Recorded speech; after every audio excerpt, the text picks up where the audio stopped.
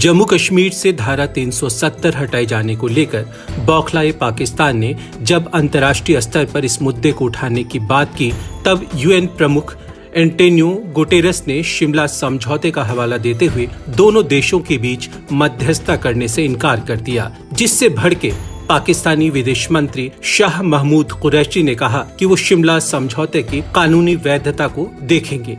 अब सवाल उठता है कि आखिर शिमला समझौता है क्या, जिसका उल्लेख अक्सर आता है।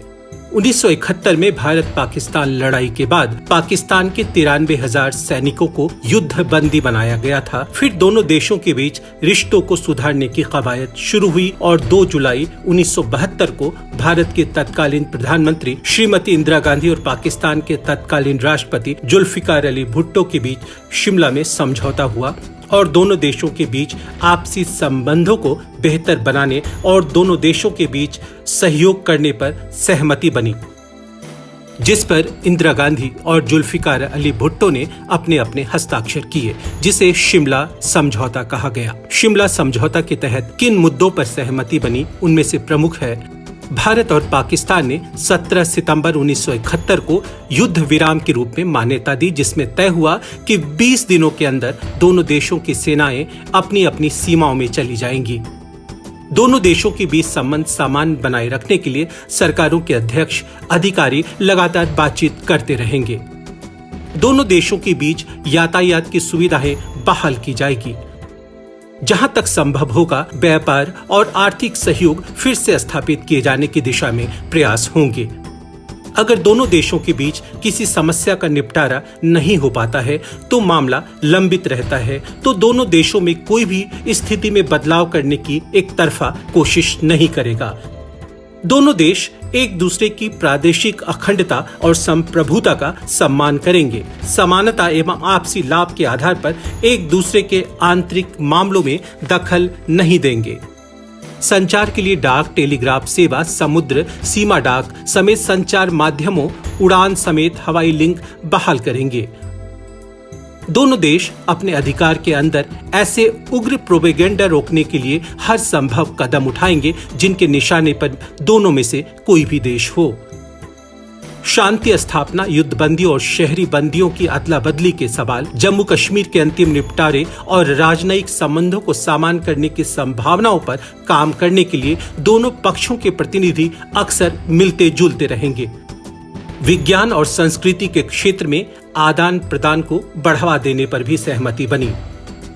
3 जुलाई 1972 की तारीख को शिमला का राजभवन, जिसे हिमाचल भवन या बार्नेस कोर्ट भी कहा जाता है, वहां रात के 9:30 बजे यह तय हुआ कि समझौता होगा और अभी होगा। उससे पहले इस ऐतिहासिक घटना को कवर कर रहे पत्रकारों को खबर भिजवा दी गई थी कि समझौता रद्द हो चुका है। करीब 1 घंटे की बातचीत के बाद तय हुआ कि समझौता होगा। फिर आनन फानन में समझौते के दस्तावेज बनाए गए और 12:40 पर शिमला समझौता हुआ। दिलचस्प बात तो यह है कि जिस टेबल पर आमने सामने बैठकर दोनों नेताओं इंदिरा गांधी और जुल्फिकार अली भुट्टो ने दस्तखत किए, उस पर सामने से पर्दा उतारकर कपड़ा बिछाया गया। जब हस्ताक्षर के लिए पेन की बात आई तो मेज पर पेन ही नहीं था। वहां मौजूद एक पत्रकार ने उन्हें अपना पेन दिया। समझौते पर उस वक्त मुहर नहीं लग पाई थी, क्योंकि पाकिस्तानी दल ने अपना सामान दोपहर को ही सड़क के रास्ते वापस भेज दिया था, क्योंकि पाकिस्तान को पूरी उम्मीद थी कि समझौता नहीं होगा। सो इंदिरा गांधी ने भी बिना मुहर के दस्तखत किए। उस वक्त दूरदर्शन की शुरुआत हो चुकी थी, सो दूरदर्शन के कैमरे में यह ऐतिहासिक लम्हा कैद हो गया। फिर बाद में समझौते पर मुहरें लगी। इंदिरा गांधी रिट्रीट में ठहरी थी और भुट्टो राजभवन में रुके थे।